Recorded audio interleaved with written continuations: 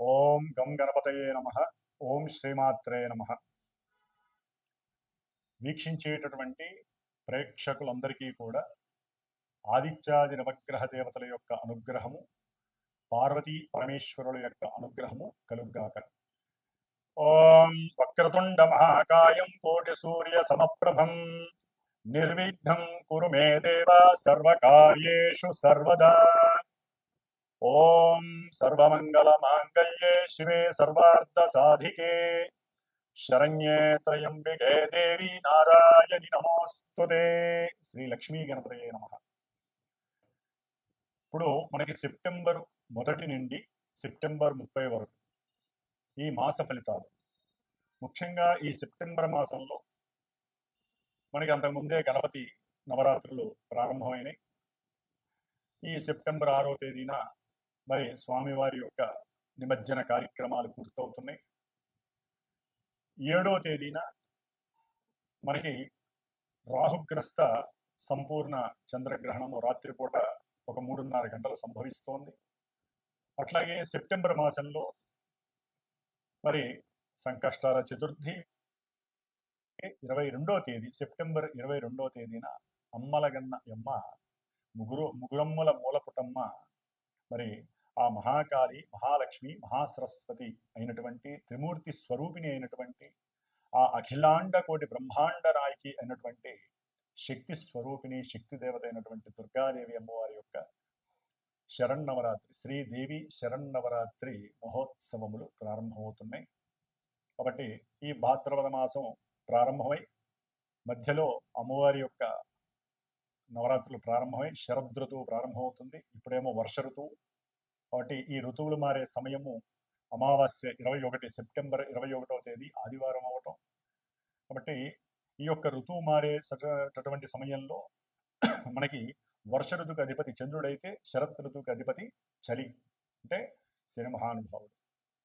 కాబట్టి ఈ సమయంలో ఎన్నో రకాలైనటువంటి ఇబ్బందులు, అనారోగ్య సమస్యలు కలుగుతూ ఉంటాయి ఈ యొక్క కాలచక్రంలో మన పంచభూతాల ద్వారా.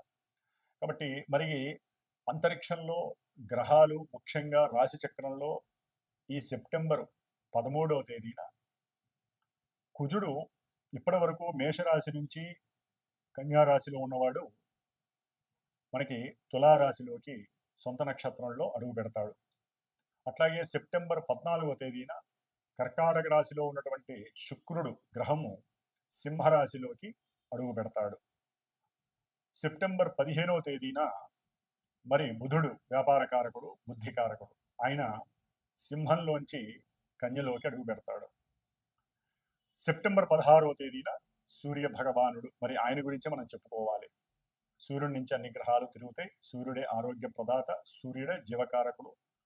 తిన్నదరగాలన్నా ఆయన యొక్క అనుగ్రహం ఉండాలి. మరి ఆయన తన యొక్క స్వక్షేత్రంలో ఉన్నవాడు సెప్టెంబర్ 16వ తేదీన కన్యారాశిలోకి వస్తున్నాడు. సొంత నక్షత్రంలో ఉండి అడుగు పెడుతున్నాడు. కాబట్టి ఈ విధంగా మనకి మాస గోచారంలో ఈ 4 గ్రహాలు రవి, బుధ, శుక్ర, కుజగ్రహాలు ముఖ్యమైనటువంటివి. ఈ 4 గ్రహాలు మనకి ఈ మాసంలోనే 13, 14, 15, 16 తేదీల్లోనే మారుతున్నాయి రాశుల్ని. మిగతా గ్రహాలు గురుడు మిథున రాశిలో ఉన్నాడు, ఆయన అక్టోబర్ 20 వరకు ఉంటాడు. ఆ తదుపరి మనకి శని భగవానుడు వక్రించి నవంబర్ ఎండింగ్ వరకు ఉంటాడు మీనరాశిలో. రాహువు చూస్తే కుంభరాశిలోనే ఉన్నాడు, కేతువు చూస్తే సింహరాశిలో ఉన్నాడు. కాబట్టి ఈ విధంగా కాలచక్రంలో మనకి గోచార చక్రం ఈ విధంగా కనపడుతోంది మనకి. మరి ఈ యొక్క సెప్టెంబర్ 22వ తేదీన దుర్గాదేవి శరన్నవరాత్రి ఉత్సవాలు ప్రారంభమై అక్టోబర్ 2వ తేదీన దాదాపుగా 10 రాత్రులు, దశరాత్రులు అమ్మవారికి నవరాత్రులు కాస్త 10 రోజులు గడుస్తున్నాయి. 11వ రోజు కూడా జరుగుతోంది. కాబట్టి 11 రోజులు అమ్మవారు మనకి దివ్య భిక్షని అందజేస్తోంది.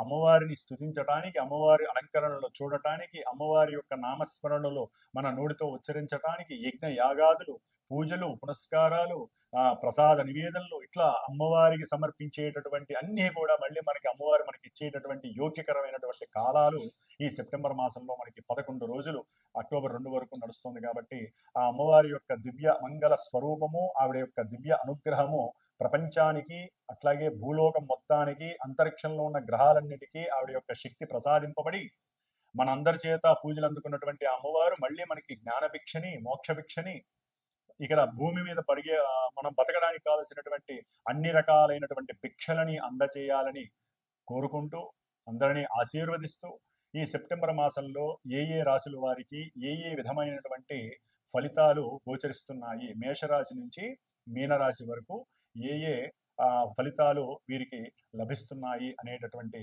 విషయాన్ని మనం ఇప్పుడు తెలియచేద్దాము. కన్యారాశి.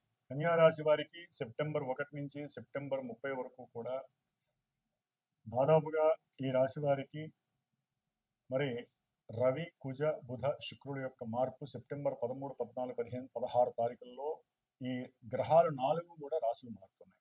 దీనివలన చాలా వీరికి ఫ్లక్చువేషన్స్ ఎక్కువ జరిగే అవకాశం ఉంటుంది. ముఖ్యంగా సూర్యగ్రహం తీసుకున్నట్లయితే కనుక వీరికి సూర్యగ్రహం కన్యారాశి వారికి సెప్టెంబర్ 16వ తేదీన కన్యారాశిలోకి వస్తాడు. అప్పటి వరకు 12లో సొంత క్షేత్రంలో కేతువుతో కలిసి బుధుడితో కలిసి ఉన్నాడు కాబట్టి వీరికి ఆరోగ్యరీత్యా తప్పకుండా సమస్యలు ఎదుర్కొంటున్నారు. అలాగే నర్వస్ సిస్టమ్ ప్రకారం కానివచ్చు, జీర్ణాశయ బాధలు కావచ్చు, తలకాయ నొప్పులు కావచ్చు, తండ్రి పరమైనటువంటి అనారోగ్య సమస్యల వలన హాస్పిటలైజేషన్స్కి తిరగడం కావచ్చు, సంతానపరమైనటువంటి ఎన్నో అగాధాలు ఇబ్బందులు పడుతూ ఉండొచ్చు, బుద్ధి మాంద్యము, బుద్ధి విహీతం, వ్యాపారంలో నష్టాలు, గవర్నమెంట్ వలన సమస్యలు కావచ్చు, మనసు లేకపోతే బుద్ధి సరైనటువంటి ప్రవర్తనని లేకుండా రకరకాల విన్యాసాలతో బుద్ధి ప్రదర్శించడం, దానివల్ల వీరికి కాస్త బుద్ధి విహీనత్వంతో వీళ్ళ గౌరవ మర్యాదలు కూడా తొలగిపోయే అవకాశం, ఉన్నటువంటి అధికారం అది గవర్నమెంట్ జాబ్స్ కావచ్చు, గవర్నమెంట్ వీళ్ళు రాజకీయ నాయకులు కావచ్చు, లేకపోతే తండ్రి తరపు బంధువులు కావచ్చు, వాళ్ళ వల్ల కూడా మీకు కొన్ని నష్టాలు వాటిల్లే అవకాశం కన్యారాశి వారికి ఉంటుంది. ఆల్రెడీ కన్యారాశిలో కుజుడు రేపు 13 వరకు ఉంటాడు. అక్కడ ఉండటం వలన ఆల్రెడీ వారికి అనారోగ్య లోపాలు ఉన్నాయి. చేసే ప్రతి కార్యక్రమంలో ఆటంకాలు, ఇబ్బందులు, అన్ని మాటలు పడటము, ఒక్కోసారి ప్రాణం మీదకి వచ్చినటువంటి పరిస్థితులు, ప్రమాదాలు, శత్రు రోగ రుణాలు వృద్ధి చెందటము, ఇవన్నీ కూడా అనుభవిస్తూ ఉన్నారు. అయితే శుక్రగ్రహము వీరికి లాభంలో ఉండటం ద్వారా అఖండమైనటువంటి ధనలాభం సెప్టెంబర్ 14 వరకు కూడా కన్యారాశి వారికి మరి భార్యాభర్తల యొక్క అనుకూలత వలన, రాజవారి యొక్క కర్మ అనుకూలత వలన కావచ్చు, తండ్రి యొక్క సహకారాల వలన కావచ్చు, కుటుంబంలో గృహంలో ఏదైనా ధనపరమైనటువంటి అనుకూలతల వలన విందులు, వినోదాలు, చక్కగా ఏదైనా వెహికల్స్ కొనుక్కోవటం, లగ్జరీ హోటల్స్లో వీళ్ళు స్టే చేసి ఆనందాన్ని చక్కగా అనుభవించడం, ఏదైనా దూర ప్రాంతాలకు వెళ్ళి కుటుంబంతో ఎప్పుడూ ఆనందంగా ఇలాగే ఉండాలి అనేటటువంటి మనసులో సంకల్పం కలగటము. అంటే కొన్ని గ్రహాలు ఇబ్బంది పెట్టినా కూడా శుక్రగ్రహం అనుకూలంగా ఉండటం వలన భార్యతో ఆనందము, స్త్రీల వలన సౌఖ్యము, వాహన పరంగా ఎన్నో విలాసాలు, దూర ప్రాంతాలకు వెళ్ళటము, తండ్రి వలన గృహపరమైనటువంటి లాభాలు కలగటం, ఇవన్నీ చక్కగా అనుభవించేస్తూ ఉన్నారు. అయితే ఈ యొక్క 13 నుంచి 16 మధ్యలో మారేటటువంటి గ్రహాలలో మరి ఈ కన్యారాశి వారికి రాశిలో ఉన్నటువంటి కుజుడు ద్వితీయంలోకి మారుతున్నాడు. అంటే కుటుంబ స్థానంలోకి మారి ఇక్కడ వీరికి ఒక రకంగా కుజదోషం ఏర్పడుతున్నట్టుగా భావించాలి. దానివల్ల ఏమవుతుంది, కుటుంబంలో సఖ్యత, సౌఖ్యత కోల్పోతారు. కుటుంబంలో వీరి మాట ఆవేశంతో రావటం వలన, చిన్నదానికి కూడా భార్య మీద అరవడం వలన కుటుంబంలో లేనిపోని ద్వేషాలు, గొడవలు వచ్చే అవకాశం ఉంటాయి. ధనపరంగా కొన్ని నష్టాలు కలిగే అవకాశం ఉంటుంది. కటకటలాడుతూ ఉంటుంది. తినడానికి సరైన తిండి ఒక్కోసారి ఉప్పు కారాలు ఎక్కువ అవడం ద్వారా ఇంట్లో లేనిపోని గొడవలు కలిగే అవకాశం ఉంటుంది. తిండి విషయంలోనే వీరికి ఎక్కువ గొడవలు అయ్యే అవకాశం ఉంటుంది.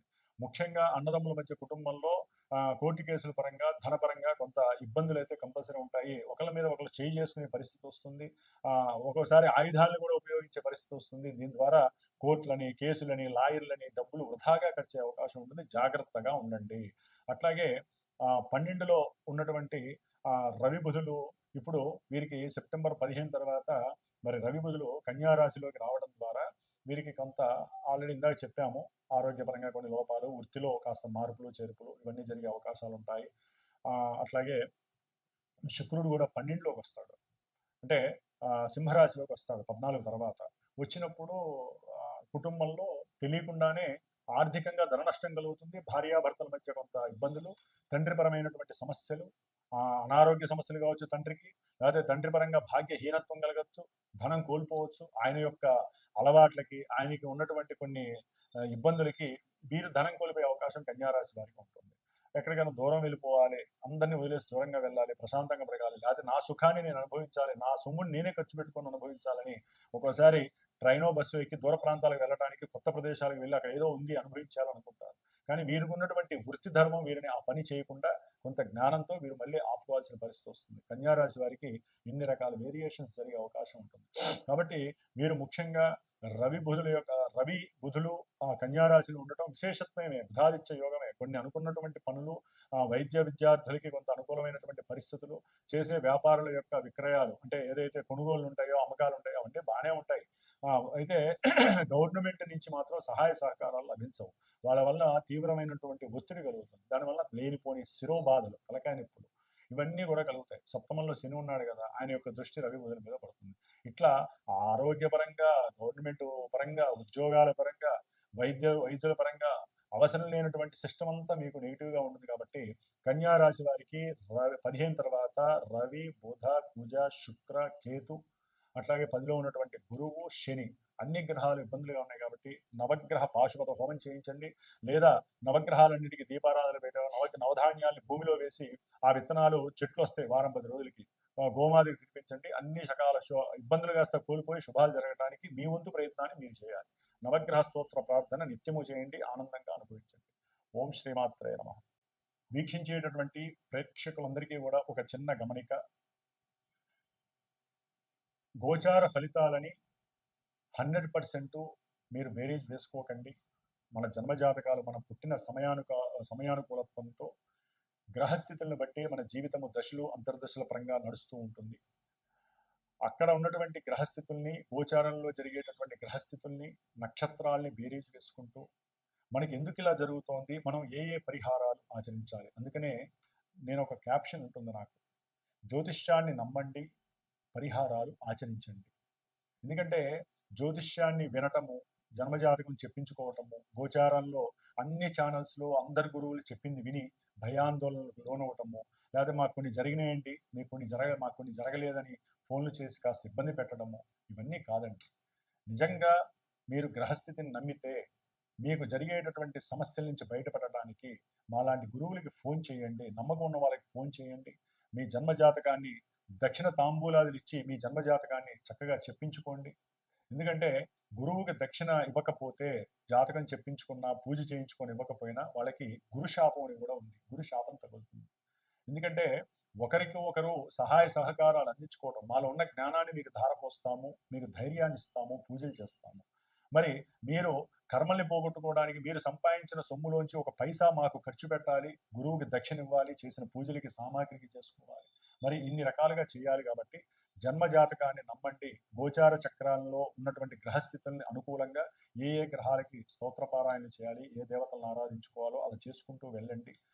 అట్లాగే ముఖ్యంగా మా యొక్క పీఠము శ్రీమాతా జ్యోతిషాలయ పీఠంలో ప్రతి నెలా కూడా అమావాస్య రోజున ఎవరైనా ఈ యొక్క గ్రహస్థితుల్లో జాతకరీత్యా కావచ్చు, లేకపోతే గోచారరీత్యా ఉన్నటువంటి గ్రహస్థితుల్లో లోపాలు, దోషాలు ఎక్కువగా ఉన్నటువంటి వాళ్ళు, కోర్టు సమస్యలు ఉన్నా, లేకపోతే నక్షత్ర అమావాస్య రోజులు పుట్టిన కొన్ని పాపము నక్షత్రాలు ఉంటాయి, అంటే పెళ్ళిళ్ళు కావు, ఆశ్లేష, మఖ, మూల, అశ్విని, భరణి, కృత్తిక, ఇలా కొన్ని నక్షత్రాల్లో పుట్టినటువంటి వాళ్ళు పెళ్ళిళ్ళు కాక, సంతానం కలక్క ఎన్నైతే ఇబ్బందులు పడతారో వారందరూ, అట్లాగే కొన్ని రాశుల వారికి ఏలినాటి శని, అష్టమ శని, అర్ధాష్టమ శని, రాహుకేతువుల యొక్క దోషాల వల్ల కలిగేటటువంటి మాతా పితృ దోషాలు, గురుశాపాలు, స్త్రీ శాపాలు, ఇట్లా ఏవైతే ఉన్నాయో అన్నిటికీ కూడా అదొకటి ఇదొకటి కానీ కాకుండా నా యొక్క పీఠంలో నేను ప్రత్యేకించి శ్రద్ధగా అమావాస్య రోజున ఏ పనులు ఉండవు కాబట్టి ఇదే పనిగా ఎవరైతే ఫోన్లు చేస్తారో, అంటే జాతకరీత్యా చెప్పించుకున్న వాళ్ళు, గోచార రీత్యా సమస్యలు ఉన్నటువంటి వాళ్ళు, ఒకవేళ ఏది లేనటువంటి వాళ్ళకి వాళ్ళ యొక్క సమస్య రీత్యా కూడా ఈ యొక్క ప్రతి నెలా జరిగేటటువంటి నవగ్రహ నక్షత్ర రుద్ర పాశుపత హోమము అనేటటువంటిది ప్రతి నెల కూడా నా యొక్క పీఠంలో చేస్తాను. హైదరాబాద్లో చేస్తూ ఉంటాం. కాబట్టి ఎవరైనా సరే ఉంటే ప్రత్యక్షంగా పరోక్షంగా పాల్గొనొచ్చండి. వీడియో ద్వారా మీరు చూడొచ్చు. అట్లాగే ఎవరైనా ఇక్కడ ఉన్న వాళ్ళు అయితే చక్కగా వచ్చి హోమాలు చేసుకోవచ్చు. ఈ హోమం ద్వారానే మనకి పరిపక్వత, పరిపూర్ణత కలుగుతుంది. అట్లాగే పీఠంలో ఎప్పుడూ కూడా దోష పరిహారార్థమై నవగ్రహ జపాలు జరుగుతూ ఉంటాయి. అట్లాగే రుద్రాభిషేకాలు, రేపు అమ్మవారి ఉత్సవాలలో కూడా దుర్గాష్టమి రోజున పీఠంలో చక్కగా దుర్గాదేవికి సంబంధించిన చండీ హోమము ఒకరోజు చేద్దామని నేను నిశ్చయించుకున్నాను. కాబట్టి ఆ 10 రోజులు, ఆ 11 రోజులు దుర్గా సూక్త జపాన్ని ఆచరిస్తూ, అమ్మవారిని చక్కగా అలంకారణంతో పూజలు చేస్తూ, ఈ యొక్క పూజా పునస్కారాలన్నీ కూడా నేను చేస్తూ ఉంటాను కాబట్టి, ఎవరైనా సరే అభీష్టము కలిగినటువంటి వాళ్ళు, నమ్మకంగా ఉన్నటువంటి వాళ్ళు, నమ్మకం కలిగినటువంటి వాళ్ళు, మనం పెట్టే 10 రూపాయలకి భగవంతుడు మా యొక్క మంత్ర బలాన్ని, అట్లాగే మీ యొక్క మానసిక బలాన్ని కూడా చక్కగా ఆయన బేరీజు వేసుకొని మీకు అత్యద్భుతమైనటువంటి ఫలితాలు ఇస్తాడని మీరు నమ్ముకొని మమ్మల్ని సంప్రదించండి. కాబట్టి జ్యోతిష్యాన్ని పరిపూర్ణంగా నమ్మాలి, తప్పదు. అట్లాగే పరిహారాలు కూడా ఆచరించండి. అంతేగాని మనం ఏదో ఆ పని చేస్తే మనకి డబ్బులు వచ్చేస్తే, లేకపోతే ఇట్లా చేస్తే అని కాకుండా, గురువుల్లో ఎవరు శ్రేష్ఠులు, ఎవరు ముఖ్యులు అనేటటువంటిది మీ యొక్క మానసిక ధర్మము. మీ మనసుని ప్రశ్న వేసుకోండి. మీకు మాట్లాడేటప్పుడు వారి యొక్క నేత్రాల ద్వారా, వారి యొక్క వాక్కు ద్వారానే మీకు తెలియకుండానే ఎవరు ఎటువంటి వాళ్ళు అనేది కూడా వినేటటువంటి శ్రోతలకి తెలిసిపోతుంది. కాబట్టి అట్లా చూసుకుంటూ ఆ మంచి చెడుల్ని మీరే నిర్ణయించుకొని చక్కగా గురువులు ఎంతో మంది ఉన్నారు. అందరి యొక్క యోగక్షేమాలు ఆలోచించేవాళ్ళు. ఒక గురువు ఇంకో గురువుని ఎవరిని కూడా దయచేసి ఆక్షేపించకండి. వాళ్ళట్లా వీళ్ళిట్లా అని కూడా మనం మాట్లాడకూడదు. ఎందుకంటే ఎవరి బ్రతుకు తెరువు కోసం వాళ్ళు బతుకుతూ, ప్రతి గురువు కూడా ఎంతో కొంత నాలెడ్జ్ని పెట్టుకొని 10 మంది బాగుండాలని చేస్తూ ఉంటారు, చెప్తూ ఉంటారు. కాబట్టి అందరినీ గౌరవిద్దాం. అందరిలో మనం కూడా ఉందాము. అట్లాగే అందరూ బాగుండాలని కోరుకుంటూ, అందులో మనం కూడా బాగుండాలని కోరుకుంటూ, ఆ అమ్మవారు శ్రీమాత యొక్క అనుగ్రహం అందరికీ కూడా సమానంగా అందాలని ఆకాంక్షిస్తూ, ఆశీర్వదిస్తూ, ఓం నమః శివాయ, ఓం దుమ్ దుర్గాయ నమః.